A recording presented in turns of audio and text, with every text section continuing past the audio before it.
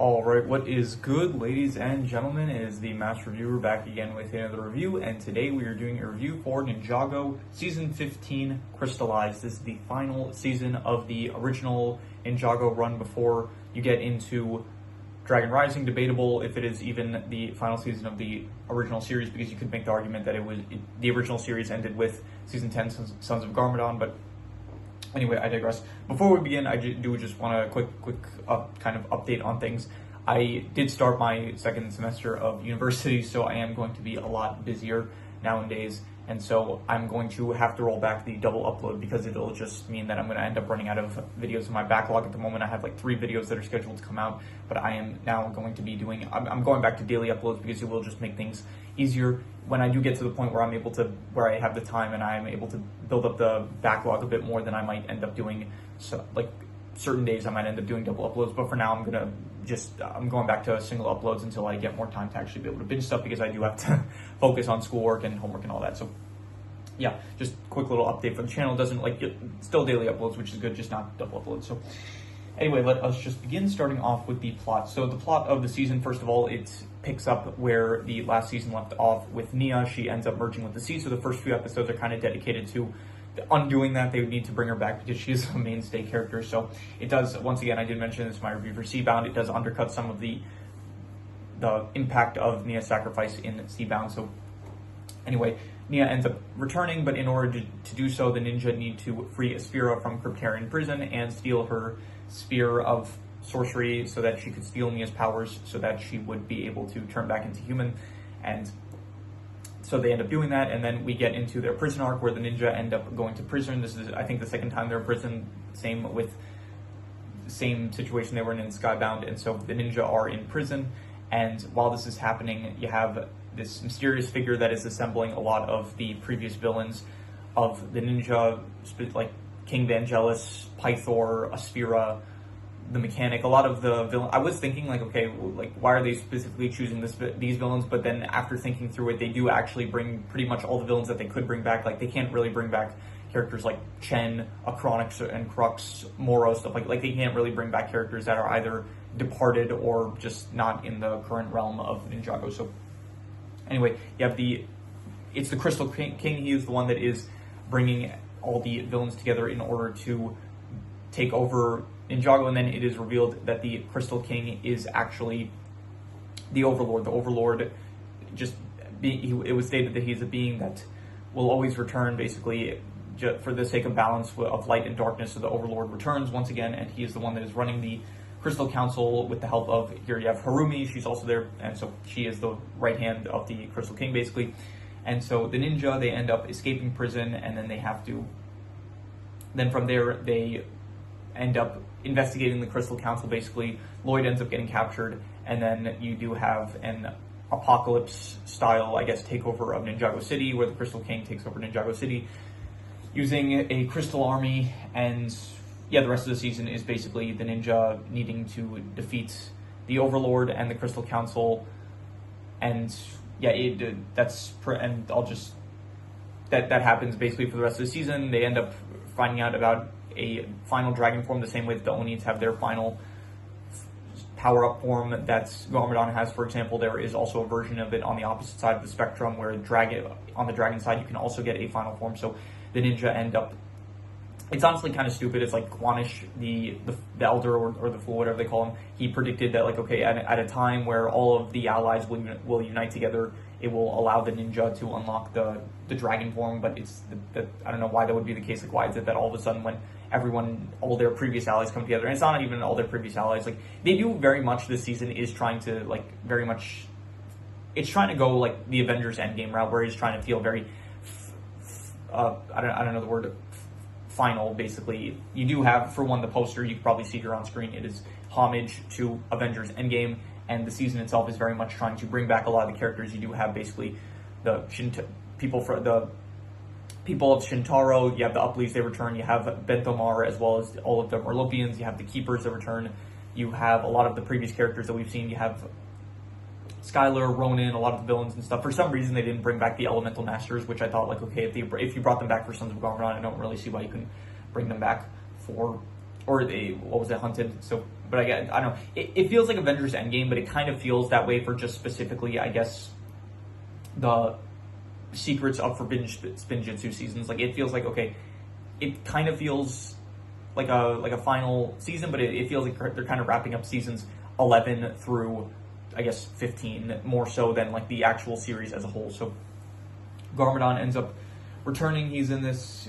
You have a cameo of the Ice Emperor from season 11 Ice chapter, and yeah, Unagami, he makes like a cameo as a child, so I'll get to that with the characters. But overall, the plot, you do have everyone kind of reuniting. The ninja unlock their dragon form, and then they use it in order to defeat the Crystal King's army. And Lloyd temporarily, for like legit 5 seconds, he unlocks his Oni form, and then he gets rid of it because he doesn't want to have an Oni form. And so then the ninja end up using their dragon form. I think they release their powers, and it creates a elemental dragon, a golden elemental dragon, which Lloyd uses to defeat the Overlord. And then, yeah, basically the Overlord's defeated, the day is saved, and then they work to rebuild the monastery altogether. And it's not really, I don't know, it's not as good of an ending as I thought like Sons of Garmadon was, kind of, where for one, they put like a pop song in the background. Like, it very much felt, this season as a whole, to like sum it up in a nutshell, it feels like more flash over substance, kind of, where it does feel like there's a lot of stuff going on, but not a lot of it is actually the most impactful, like you would hope. Like, you do have a lot of characters that do return from some of the more recent previous seasons that we saw, but none of them really have like a lot of time to shine, which is a bit of a shame. So yeah, overall, I'm gonna give the plots, I will go probably I'll go like a 3 out of 5. I'll say it's like an alright plot, but definitely for the final season of, I guess, the, whatever you want to call it, if you do want to call it the original run of the series, then it didn't, like, it felt like they made an effort to make it feel like the final season, like very emotionally impactful and stuff, but it didn't really deliver on, I don't know, like, Avengers Endgame did a good job, like, I didn't review it yet, but it did a good job of making it feel like the final conclusion of the Infinity Saga, or whatever you wanted to call it. So this doesn't feel like exactly the, I don't know, it doesn't feel like it's on Endgame's level, which it is very much trying to emulate. So I'm just going to go a 3 out of 5 for the plot, I would say. In terms of the characters, once again, you do have a lot of characters. You do have the main ninja, you have a lot of characters that return. Garmadon, Misako, like, they're both in the season. They don't interact once, which I thought was kind of weird. A lot of the previous villains, Harumi returns, Pythor, Asphyra. Again, you have a cameo from the Ice Emperor temporarily. Who else do you have? Let's see here. Dareth, Ronin, just, I don't know, Fugidove, Cyrus Borg, pretty much any character that, especially if they were in between, like, season 11 and 15, they'll probably be here, unless they're, like, from the Neverrealm. Like, I don't think Akita was in this. Yeah, she wasn't in this. So if they weren't in a different realm, then they most likely showed up here at the finale, which was nice. Again, it's a bit of a shame that we couldn't, like, for being the final season of, I guess, the original seasons 1 through 15, if it is meant to be a finale for all of those seasons, then it is a bit of a shame we didn't get some characters that were from the first, like, seasons 1 through 10. Like, maybe we could have got, again, the original element, like the elemental masters from the Tournament of Elements, or, I don't know, Faith could have returned, maybe she being a pretty big character from Hunted, I guess. So it just, again, it's a bit of a shame that, I don't know, it feels very much like the conclusion, but of seasons 11 through 15. So it's a shame that they couldn't expand it more to some of the earlier seasons, maybe get some more references to some stuff that previously happened. But anyway, I digress. The characters themselves, again, there are a lot of characters that we've seen before, but it does feel like because there are so many, none of them really get a chance to shine. Like, you do get small, brief cameos from all the characters, but none of them really have a very, like, a lot of time to really show themselves off. Like, I think Okida, for example, Okino, yep. He has, like, one brief scene, that was it, and basically just like a small cameo that each character has. So overall, the characters, I will say they are, I'll go with 7.5. I'll say it's very good characters, but most of them you just don't have the time that you want to spend with the character. Like Ronin, he returns, and it's like it's nice to see him, but it's like we don't really get it. Ronin a bit more, so gets a bit more time than some of the other characters. But I don't know, just for the amount of characters you're bringing back, it's just a lot of them just don't really have that much screen time, I guess, which is a bit of a shame. So in terms of the settings, what'd you have? You had Cryptarian Prison, which was nice, some desert areas, you had once again the Oni Temple from Sons of Garmadon, which I guess was alright. A lot of the Ninjago itself, like being crystallized. I do think it is actually probably one of the better final. I have been like kind of critical of like the final areas that they would use for the end of the seasons, for specifically in the case of Ninjago City, where I said they did it really well in season 2, but ever since then it hasn't been as good.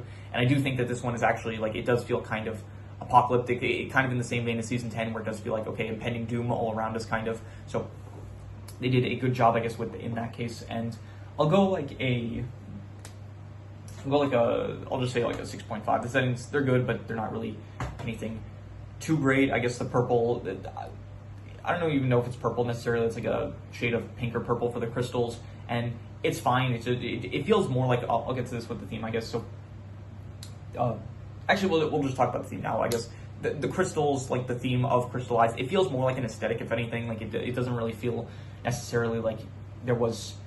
He very well, the Overlord, could have just gone with the same thing that he did in season 10, the whole darkness and stuff, and instead of just crystals. So it does just feel like, okay, we need a theme for the season. Oh, let's go with crystals. Specifically, we'll have, I don't know, the crystals are apparently made of venge stone. So, and I guess they didn't want to call it like, I don't know, stone itself. Stone is not a flashy enough theme, so they made them crystals. And so it feels like an aesthetic rather than an actual substantive theme for the season itself. So the theme, I'm just going to go like I'll go a 5 out of 10, or yeah, I'll go like a 5 out of 10. I'll say it's like a fine theme. It's not bad, but it is very much just, again, more flash over substance, it feels like. So anyway, in terms of the art style, I'll go like a 6.5, good. You know, what I usually give DC, I always just give like either a 6.5 or a 7, and I'll just give a 6.5 in this case. In terms of the action, I will say, I don't know, the action this season wasn't really the best. There was a lot of, I don't know, there was some fights, I guess, with Lloyd against the Crystal Council. Besides that, there weren't too many memorable fights, I gotta say. Even something like Garmadon versus the Overlord, you would think it's kind of cooler, but it's not as much as, wasn't as cool as I would hope. And then even when the ninja get their dragon forms, it just like means that, okay, they just like fly through the Crystal Warriors, and then they explode when they go through them. So it's not really, I don't know, it's not the most cool action, I gotta say. So I'll go like a 5.5. I'll say it was decent, but there's really nothing memorable from the action that I remember. So yeah, in terms of the worst thing I will say is probably, I don't know, just the fact that it's like the final, this is meant to be the final conclusion of like I think probably the original run of the entire series of Ninjago. So because of that, like, even if you look at the actual, I'm looking at the Wikipedia for the names, it says Crystalized is the 15th and final season of the animated Ninjago television series. And then it says titled Ninjago Masters of Spinjitzu before the 11th season. So I guess before the 11th season, it was called Masters of Spinjitzu. Now it's just called generically Ninjago, I guess. So, but anyway, this is kind of like the final conclusion season. And then just for a final conclusion, like, it's all right, but it does very much feel like not as, I don't know, just, it feels like, if anything, Sons of Garmadon was a better conclusion, I guess, rather than this one. This one just, again, if it felt much, if there's something you want to take away from my thoughts about this, very much just flash over substance, like a lot of cool stuff we're seeing, and it's like, okay, this feels very final and substantive, I guess, but it not actually, like, that's not the case in reality. It just kind of has the aesthetic of being like a final season, I guess. So, but those are just my thoughts on it. So the worst thing I'm going to say as a actual, the substance of the season, I'll say the substance, I will give it probably I'll go like a 4.5, I'll say not good. And I was wondering, like, maybe it's 30 episodes long, so that's, again, this is like, I think probably the longest season of the show up until this point. So if they like, maybe, I don't know, gave it 20-minute episode run times instead of the 10 minutes, then maybe it could have felt better, I guess. But I don't know, 30 episodes, like the beginning just devoted to undoing what happened in Seabound, and then the Cryptarian prison arc, and then you only actually get into the actual Crystal Council. I think, like, we get introduced to them by the 10th episode, like, already when a third of the actual season is done. So yeah, anyway, the best thing is probably, I'm not exactly sure, to be honest. I'll just reuse the best score, like the characters. There are a lot of cool characters, but once again, it does feel like none of them really got a chance to shine as much as they should have. So I'm just going to go with a 7.5 for the characters once again. I think there's like a truck outside, so I apologize for that. So here, I'll pause until it leaves. All right, sorry about that. Anyway, some extra notes that I'll get into now. Again, it does have like a very much, it's trying to emulate Avengers Endgame, and it doesn't really manage to do so as effectively as you would hope. And yeah, a lot of just flashover substance once again. And I was thinking like, okay, maybe even the Crystal Council themselves, it's like they get previous villains, but it's not like, again, I understand you couldn't really get characters like Chen or Moro or Nauticon, the Overlord. Well, no, sorry, the Overlord is in this. And right, so I am just recording this in post because I did want to just briefly also talk about the Overlord himself as a villain.